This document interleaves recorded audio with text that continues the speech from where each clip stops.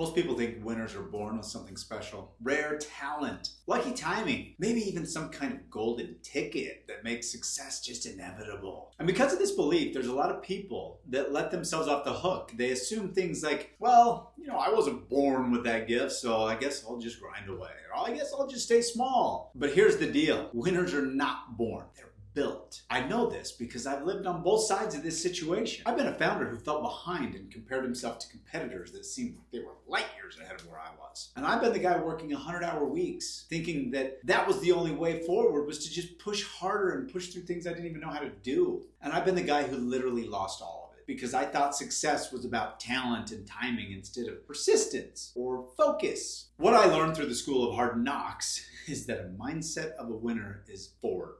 It's not gifted. It's not just handed to you. Listen, imagine a young business owner named Jason. On the outside, he looks confident, great energy, solid team, ambitious goals, but on the inside, constantly battles fear. Every time he tried to take the next step, he heard the same voice whisper inside of his head, what if I fail? What if I'm not good enough? What if I can't catch up to the others? And every time he'd pull back, he'd compare himself with other people, he'd chain himself down. Sound familiar at all? I know a lot of people who live in this cycle. They're stuck behind invisible walls that are built from their own doubts and limiting beliefs. Jason eventually met a teacher, someone who could help him. The guy didn't give him a motivational speech or some sort of a magic wand or a shortcut or some hack. Instead, he handed him a heavy stone and he told him to carry it to the top of a mountain without dropping it. That was the test. At first, Jason felt like he could handle it. He was strong. But the higher he climbed, the more his arms shook and the more his legs began to buckle. And the louder that voice in his head began to go from a whisper to a scream.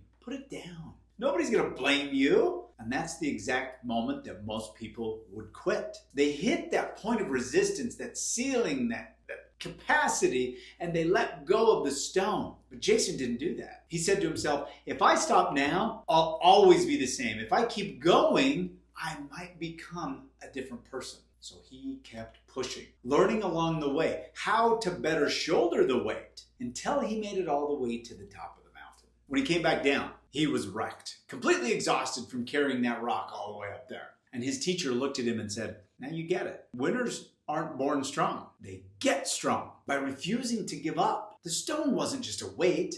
It was your teacher. It taught you persistence, discipline, and focus. Look, that story isn't really about a stone. Obviously, it's about business. Every business owner and founder is carrying their own version of that weight. Maybe your stone is a team that you don't fully trust to execute without you. Maybe it's financial chaos because you don't have the clean systems to run the organization. Maybe it's the weight of doing everything by yourself because every time you hire, it just seems to create more work for you. The question isn't whether the stone is heavy. It's always going to be heavy. The question is, are you willing to persist? Are you willing to learn from it? Are you willing to get stronger? I've seen what happens when you do. One of my clients was drowning in operations, working 70-hour weeks. He was convinced that scaling meant more stress. We installed systems. We delegated properly, and within a couple months, he had reclaimed back into his calendar 15 hours of his time every single week. That allowed him to increase profit margins because he was more present in his business. His profit margins grew 28%. He didn't suddenly get more talented in 2 months. He just kept carrying the stone. He was extracting the lessons from it that he could, and he was building a better version of himself until the business started working for him instead of it working against him. So if you're stuck right now, here's what you need to remember. Number one, reframe resistance. Every challenge that you face is a weight meant to develop your muscles, to make you stronger. Number two, move step by step. Winners don't win in one leap. They win by stacking little wins, small things, one at a time. Fix one system. Free up 1 hour of your time.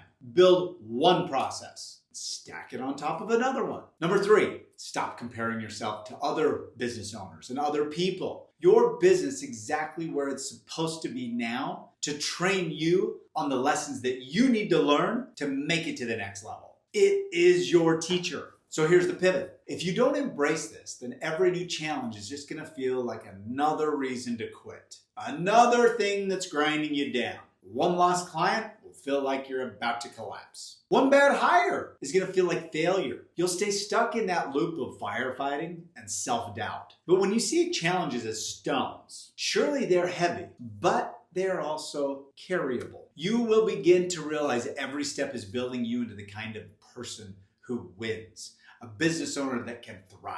So what's your stone? What are you carrying right now? Is it people? Is it your profitability? Is it the processes inside of your company? Whatever it is, don't drop it. Because the very weight that feels like it's holding you back is the opportunity that can make you unstoppable. Winners aren't born, they're built. And every step you take with that stone in your hands is shaping you into the kind of leader that your business and that your life and your family need you to be.